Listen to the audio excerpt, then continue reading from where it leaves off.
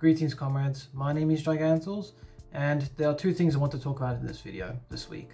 So the first thing is in the title of the video, and you may be wondering what is the lay pope. I'll give a bit of backstory first. In one of the groups I moderate on Facebook, I have to do, one of the many tasks I have to do is post approval. So I go through the posts and that people have submitted and I decide, okay, do I approve them or do I decline them? A couple of the posts that turned up in one of my groups were from a new arrival who calls themselves the lay pope. Thank you. And what happened was, I was looking through this guy's posts and I could see that they had heretical content in it. So I just declined them. And then I blocked him from the group for good measure. And it was a good thing I did that. What ended up happening was, after a while I thought, why would he call himself the lay pope? Because I know that sometimes apologetics and apologists and apologetics and theology pages sometimes give themselves strange names to make them stand out from the crowd. So I thought, okay, I'm going to go onto this guy's page and see exactly what sort of character he was. So I went onto his Facebook page and I found that he runs a blog of sorts on the internet. I went onto his blog and I became very glad I declined his posts and blocked him from the group. According to this guy, and I quote here from why he calls himself the lay pope, "I am a lay Christian campaigning to become the next pope." And he tries to justify himself by saying that according to canon law, it is possible for a baptized Catholic male of at least 18 years to be elected pope, even if he isn't even a priest yet.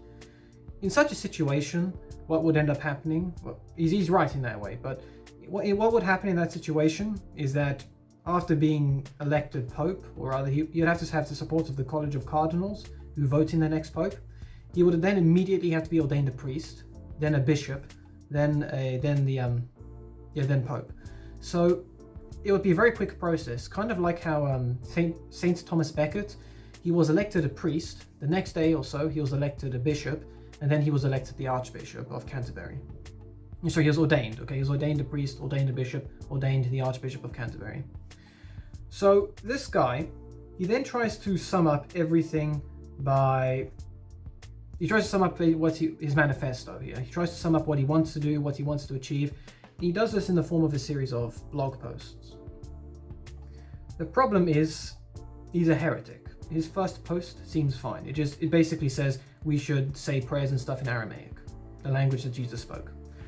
The second prayer basically says that the second post says that if he becomes pope, he's going to make it possible for all 1.2 billion Catholics, so very outdated, all 1.2 billion Catholics will have the opportunity to vote for the next pope in the conclave after him. So all the cardinals would come together, and then we Catholics would vote for which one of them would become pope, which is wrong. Okay, that goes against canon law, and I think there's a couple of apparitions or revelations by saints who have said that democracy in the church allows Satan to have some control over it, and it completely contradicts the traditional process of election for the papacy.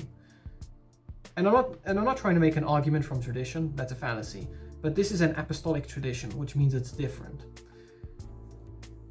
Again, I will do a proper refutation later on, but to basically counter this quickly, when it came to the successors of the apostles, so after Judas killed himself, it was up to the apostles to choose who his successor would be. The rest of the disciples weren't consulted.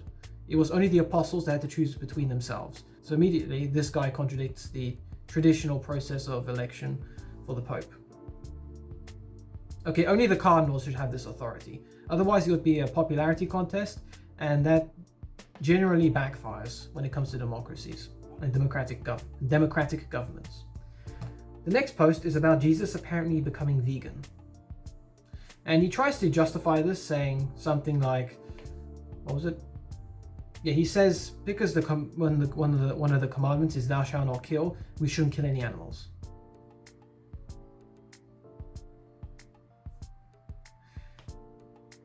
It's a very Protestant approach to this, taking something out of context. The third posting, and that should be concerning, is the ordination of women in the Catholic Church. And he actually makes this in his declaration.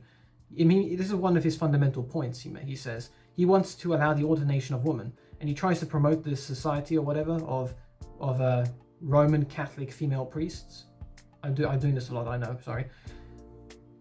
But that immediately contradicts the whole purpose of what the role of woman in the church. Okay, there's some things men are created to do in the church. There's some things women are created to do in the church. Okay, each one of them is meant to complement each other. But one cannot do the role or the action or the actions of the other. Okay, that's end of. There will never be female priests in the church. We are not the old Catholic Church. If Jesus wanted female priests, he would have, or bishops, he would have ordained them. There would have been women in the 12 apostles, but they weren't. Okay, he made that very clear. They have a different role in the church, and the priesthood is not one of them. The next concerning post is, and according to its title, only God and God alone can deny communion. And this is in response to a certain politician being barred from receiving communion in the US. And he makes a really, really stupid statement in this. He says that if I become Pope, I will bar all priests, bishops, and archbishops from barring communion to anyone who wants to from any Catholic who wants to receive it. So he'll basically be running the church in a dictatorship. He would be micromanaging every single diocese and stripping away the authority and powers of all the bishops. There's a balance of power that needs to be had. Okay. On one hand, bishops should be autonomous. Or on the other hand, they need to be submissive to Rome. So if Rome says something, a bishop needs to comply. Okay. The Pope elected these bishops to help him, not to act as his arm in that diocese. Okay, there needs to be some level of autonomy, and this guy completely strips away that. His next post is, and the American Catholics are going to love this, it is time for the Pope to excommunicate Catholics who carry guns. Something I want to say for most of these posts is that he provides no canon law to support his case. He provides no theology. He just makes a statement and says, I think this is right for why am I making, sorry, I don't know why I'm going high-pitched. He basically says, I think this is right because blah, blah, blah. But he doesn't provide any theology, no canon law, no Bible quotes, unless they're out of context or irrelevant. He's done nothing to back up his case here. But the point is, this guy completely contradicts Catholic teaching. He contradicts the authority, the apostolic tradition of the Church. He rejects the social teaching of the Catholic Church. He wants to strip away the powers of the priests, bishops, and archbishops into basically making the Church a dictatorship. He also wants to completely destroy the process of election during a papal conclave. You know, sometimes I have wondered myself what sort of pope I would make, and I concluded I would probably not be a very good one, because I'm simply put I would probably be too emotional as a pope. I would be either really harsh or aggressive towards heretics and stuff, or I would be really, really compassionate towards them and not tolerating their heresies and stuff, but I would probably be seen as too soft. So for me, I would probably not make a good pope. I would at least support all the Catholic teaching out there. I would uphold the apostolic tradition and the Church's stance on things. This guy, however, completely destroys all of that. And it gives me great comfort knowing that he would never become pope. Because for him to become pope, you would probably have to kill 99.999999999% of all Catholics on earth. Okay, you have to kill all the clergymen. You would have to kill all the great Catholic laymen. You would have to kill all the decent Catholic laymen. You would have to kill all the Catholic laymen with some basic understanding of the Church. But even by that point in time, this is becoming too unrealistic. So, like I said, this guy, this heretic, no way he could ever become pope. And even if he did become pope, nothing he did would be legitimate because he supports heresy. And if you support heresy as a clergyman, all your spiritual powers are stripped away immediately, whether or not it's official, and any sacraments that you perform are invalid.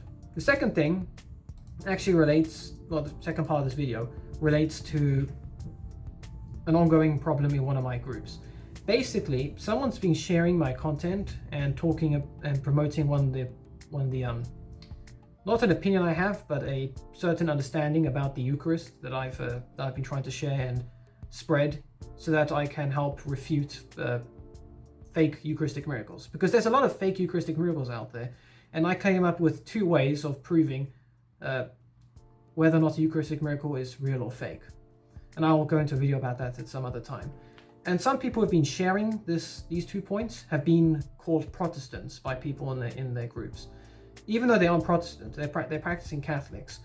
And it just bugs me because people have, strangely enough, even though it requires a basic level of metaphysics, or basic level of Catholic metaphysics to understand why we Catholics aren't cannibals when we consume the Eucharist, people only know that basic level, which is why when you go onto a few levels higher than that, and to get to the level where I'm at in describing how to determine if a Eucharistic miracle is fake or not, they're immediately condemned as Protestant because, simply put, the people condemning them don't understand enough about the Eucharist to realize, actually, he's got a point with this. And again, I will make a video about how to determine fake Eucharistic miracles using more Catholic metaphysics. And like I said, I'm a practicing Catholic. I believe in the true presence. So does everyone else who's trying to supporting me and talking about how to spot fake Eucharistic miracles. If you think it sounds Protestant, despite that, then just ask, saying, okay, what do you mean by this? Because I don't understand. Okay, it's better to say, I don't understand, please explain it to me, than to simply rush and condemn someone as a heretic. Because if rushing to conclusions never does anyone any good. All it does is it embarrasses oneself. It makes you look like you have a short temper, you have no patience, and patience is literally a virtue. And if you're proven wrong, you have to apologize because you've just embarrassed yourself now and you slandered someone else. If you don't understand what I say about the Eucharist and how to spot fake Eucharistic miracles using a deeper level of Catholic metaphysics, just ask. Do not condemn anyone. Do not condemn me or anyone who pushes forward these claims or this theology as Protestants unless you actually know what we're saying. Because you'll find that we are in communion with the Church. It's just that it's a bit more complex than what you may expect. Or rather, what most people really understand about this. I wouldn't blame you, metaphysics is really hard to understand. But that's it pretty much for this video, so 2 things really. A, the lay pope is a heretic. And B, just because I may say something about the Eucharist that sounds Protestant doesn't mean it is. Just simply inquire further and you'll find that I'm not saying anything against the Catholic faith. Have a good weekend, all of you. God bless you all. See you in the next video, comrades. Until then.